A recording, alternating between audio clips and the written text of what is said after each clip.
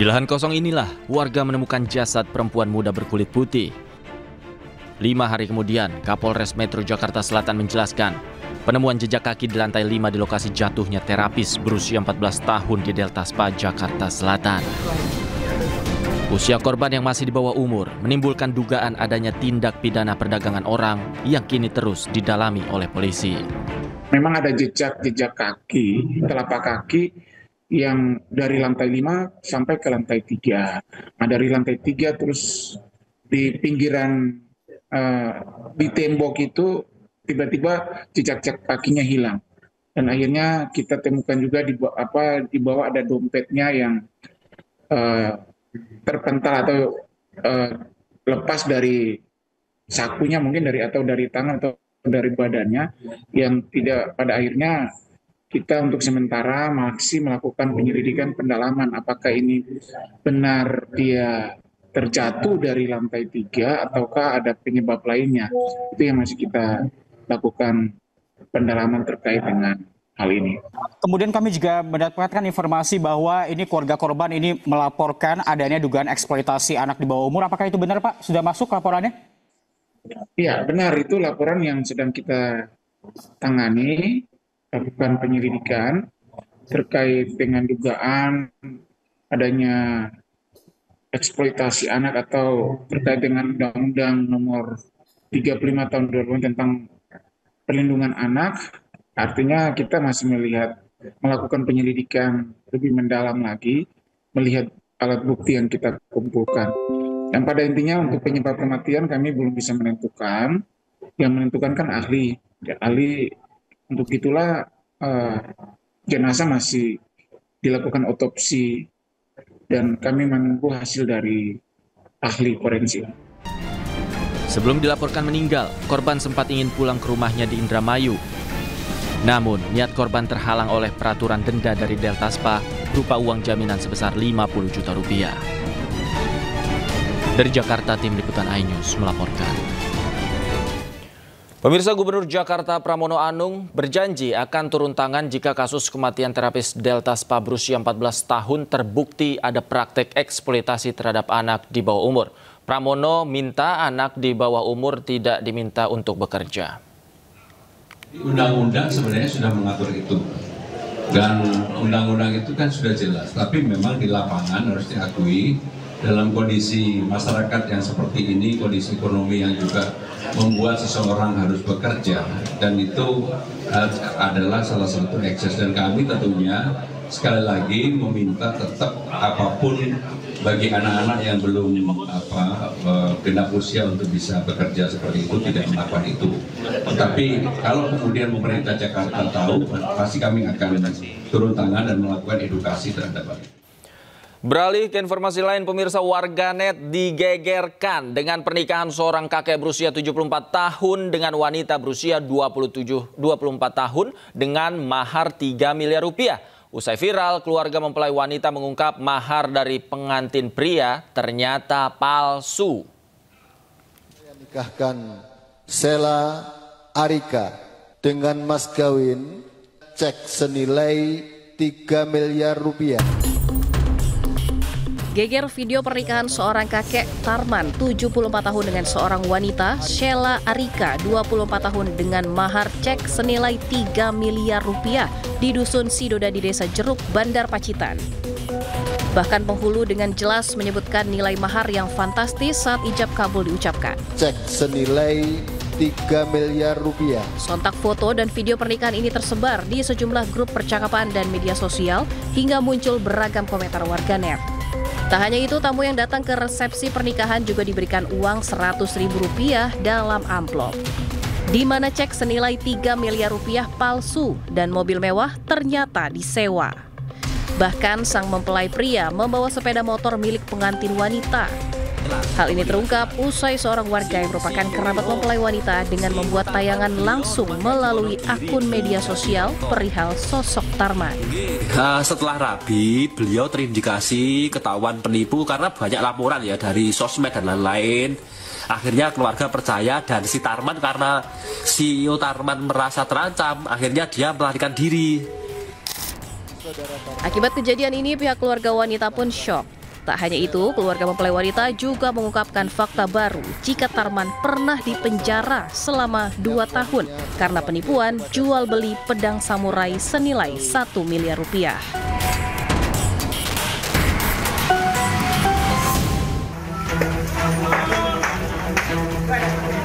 Sejumlah rumah permukiman padat penduduk di Jalan Pangeran Tubagus Angke, Tambora, Jakarta Barat terbakar. Hembusan angin yang kencang dan disertai banyaknya material yang mudah terbakar membuat kobaran api dengan cepat merambat ke bangunan lainnya. Sejumlah petugas damkar yang tiba di lokasi langsung memadamkan api. Belum diketahui penyebab kebakaran ini, namun imbas kebakaran membuat arus lalu lintas di Jalan Pangeran Tubagus Angke mengarah Pesing dan sebaliknya mengalami kemacetan.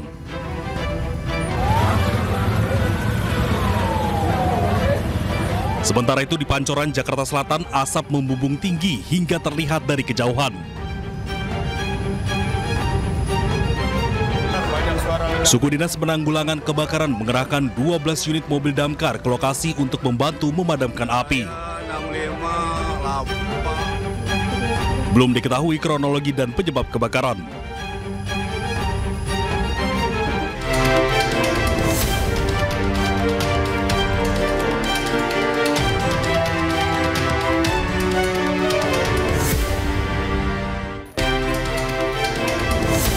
DPR desak pemerintah tingkatkan pengawasan pesantren.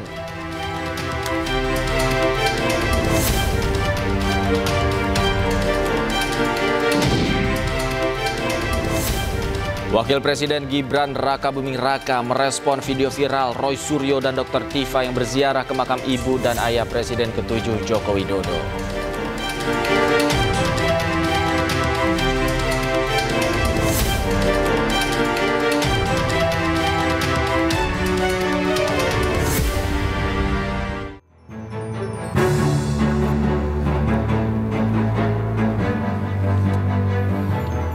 Selamat malam pemirsa, selamat datang di iNewsroom bersama saya Davi Pratama. Pemirsa, kami akan membahas berita utama secara mendalam, komprehensif, dan tentunya eksklusif. Sebagai pembuka iNewsroom kali ini kami memiliki informasi lagi-lagi akibat lemahnya konstruksi bangunan aula pondok pesantren ambruk.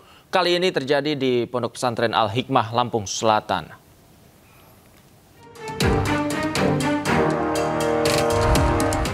Insiden mengejutkan terjadi di Desa Jati Agung, Lampung Selatan. Aula Pondok Pesantren Al-Hikmah tiba-tiba ambruk saat masih dalam proses pembangunan. Bangunan yang baru mulai didirikan ini ambruk hingga rata dengan tanah akibat kegagalan struktur penyangga dalam menahan beban konstruksi. Saat kejadian berlangsung, tidak ada santri maupun pekerja yang berada di lokasi sehingga tidak menimbulkan korban jiwa. Sementara puing-puing bangunan yang berserakan menandakan lemahnya pengawasan konstruksi di lingkungan pesantren. PLT Kepala Kantor Wilayah Kementerian Agama Provinsi Lampung Erwinto menyampaikan aula ini memang masih dalam tahap pembangunan. Meski tidak ada korban jiwa, Erwinto menegaskan pentingnya memperhatikan keselamatan struktur bangunan di setiap pesantren. Berkenaan dengan hal tersebut, saya selaku pelaksana tugas Kantor Wilayah Agama Provinsi Lampung menghimbau pertama kepada seluruh pondok pesantren yang ada di Lampung untuk melihat kembali, mengkaji kembali bangunan-bangunan yang ada di lingkungan pondok masing-masing.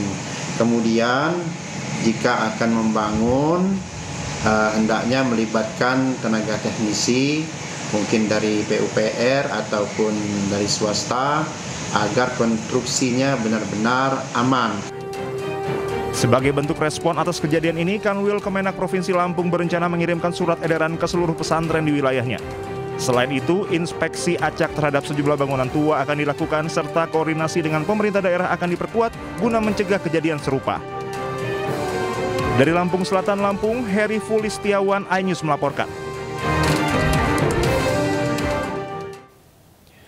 Polda Jawa Timur meningkatkan status penyelidikan jadi penyidikan untuk tetapkan tersangka. Sementara untuk mencegah kejadian serupa terjadi, Kementerian PUPR periksa kondisi gedung sejumlah pondok pesantren di berbagai daerah.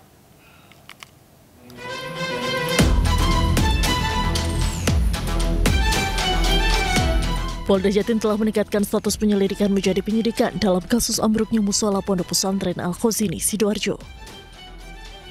Dari hasil penyelidikan sementara, ambruknya bangunan diduga karena ada unsur kelalaian. Untuk itu polisi menjerat dengan 2 pasal yang akan disangkakan, yakni pasal 359 KUHP dan atau pasal 360 KUHP tentang kelalaian yang menyebabkan kematian dan atau luka berat.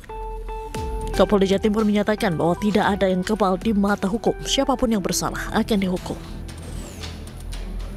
Kan kami mengambil dulu keterangan-keterangan dari saksi-saksi, nanti semuanya pasti akan mengarah kepada siapa yang bertanggung jawab di situ. Semua itu ada mekanismenya dan kami pun sudah melaksanakan prosedur-prosedur itu.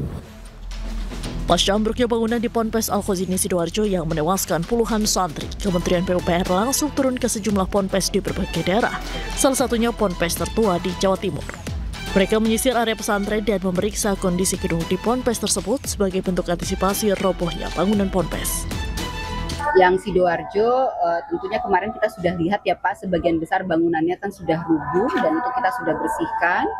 Bangunan-bangunan di sekitarnya sudah ada beberapa yang kita lihat juga kelihatannya secara struktur tidak memenuhi kaidah teknis, sehingga tentunya ini kami menyarankan ini rekonstruksi saja, jadi dirubuhkan dan dibangun ulang.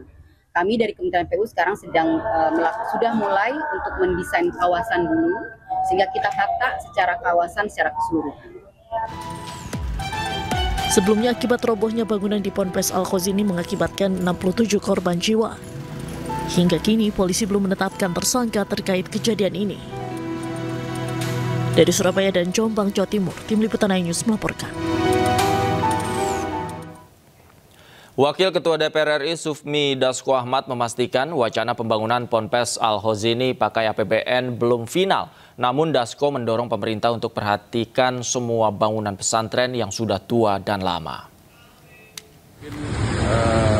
Masih belum pada satu kesimpulan, tapi pada intinya DPR RI akan mendorong juga pemerintah untuk memperhatikan bangunan-bangunan pesantren yang sudah lama dan tua untuk supaya dapat dibantu untuk mengantisipasi supaya tidak terjadi lagi hal-hal seperti yang kemarin terjadi. Menteri Sosial Saifullah Yusuf memantau kondisi korban ambruknya Pondok Pesantren Al-Khazini Buduran Sidoarjo, Jawa Timur yang dirawat di RSUD Notopuro Sidoarjo, Jawa Timur. Mensos memastikan pemerintah berikan pendampingan medis bagi para korban.